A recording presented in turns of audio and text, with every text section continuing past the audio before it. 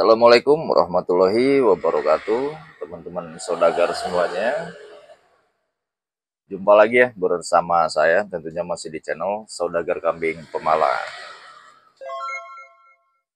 Oke ya teman-teman, untuk kali ini saya akan membahas tentang perihal bagaimana sih kita untuk bisa menjaga kesehatan kambing ya teman-teman.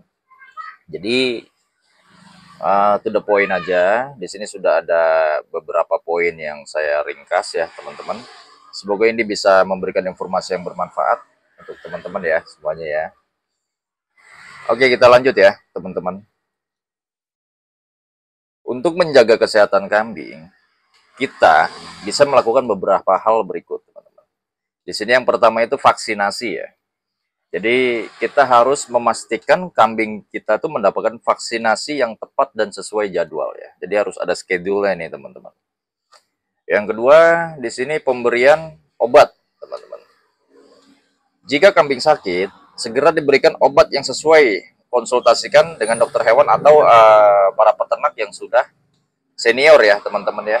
Karena pengalaman kita pribadi pun selama ini pada saat memberikan obat kepada kambing yang misalnya kayak kembung, kambing mastitis, kambing skebis, itu kita lakukan sendiri teman-teman. Tapi kita lakukan berdasarkan petunjuk dari para senior-senior kita ya, dan beberapa dari video saudagar-saudagar juga yang senior tentunya. Seperti itu teman-teman.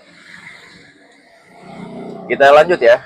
Yang ketiga ini yang paling penting juga yang harus kita perhatikan itu adalah pemberian vitamin ya. Jadi pemberian vitamin ini itu sangat-sangat penting.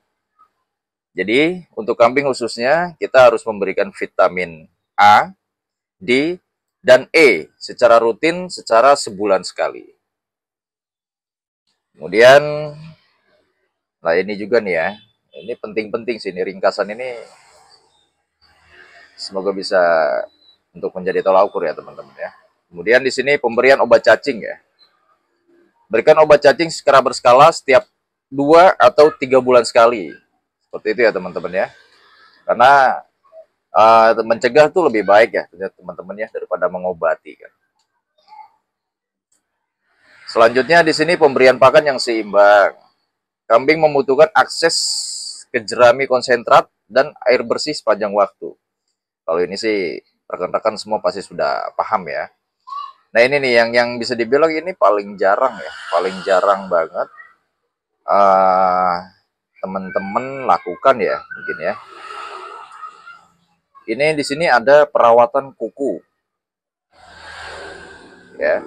Jadi kita itu harus pantau juga ya untuk kuku kambing ini. Kita harus potong kuku kambing jika terlihat panjang teman-teman.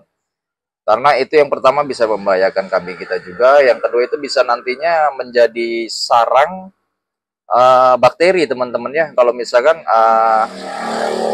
misal ya, gini kita bicara misalkan kandang kita jarang kita bersihin, kemudian kotorannya itu nggak tersirkulasi dengan baik, jadi keinjak-injak gitu ya teman-teman. Misalnya itu bisa bahaya banget. Nah untuk cara untuk pemotongan kuku dan pembersihan kuku dengan alat-alat sederhana, teman-teman bisa lihat scroll video kita sebelumnya, dan nanti saya akan cantumkan di deskripsi ya teman-teman.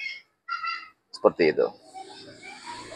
Nah ini ada juga ya di sini ya, cuman ini nggak terlalu ini sih ya, nggak terlalu penting banget, cuman ini saya bacain aja, yaitu pencukuran bulu teman-teman.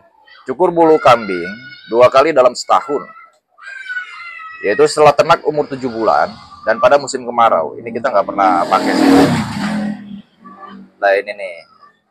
Kemudian pemberian tempat tinggal yang kering dan berventilasi baik. Kambing sangat tidak suka dengan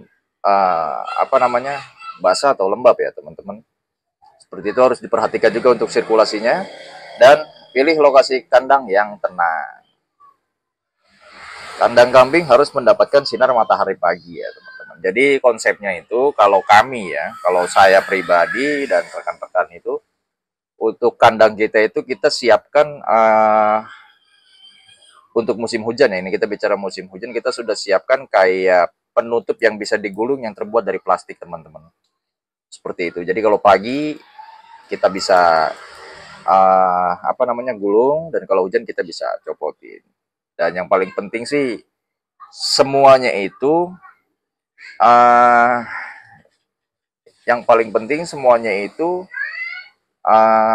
dari semuanya ini ya teman-teman ya, dari semuanya ini yang paling penting di sini kita rangkum, yaitu yang pertama itu kita harus menjaga kebersihan kandangnya teman-teman, karena faktor-faktornya itu ya sudah sangat jelas, yaitu dari kita nggak merawat atau nggak membersihkan kandang dan sebagainya, itu bisa menjadi unsur pertama untuk kedepannya itu bisa banyak kendala ya teman-teman, seperti itu teman-teman. Oke ya teman-teman, sekian dulu informasi dari saya. Intinya di sini kesimpulannya yang paling penting adalah kita harus jaga ini pintunya ya teman-teman ya. Ini pintu awalnya, itu yang penting pertama itu adalah jaga kebersihan kandang teman-teman. Usahakan harus tetap kering, bersih, punya sirkulasi yang baik. Pastikan juga kandang kita itu mendapat sinar matahari yang cukup ya teman-teman. Karena sinar matahari itu sangat berperan penting sekali untuk membunuh bakteri yang merugikan. Oke ya, teman-teman, seperti itu aja. Semoga bisa memberikan informasi yang bermanfaat buat teman-teman semua. Semoga apa yang kita semogakan bisa segera tercapai pastinya. Kembali, semoga semua ternak kita semua sehat. Karena bila mana ternak kita sehat, secara otomatis kita akan mendapatkan hasil yang maksimal ya teman-teman ya. Terima kasih banyak. Salam ngarit.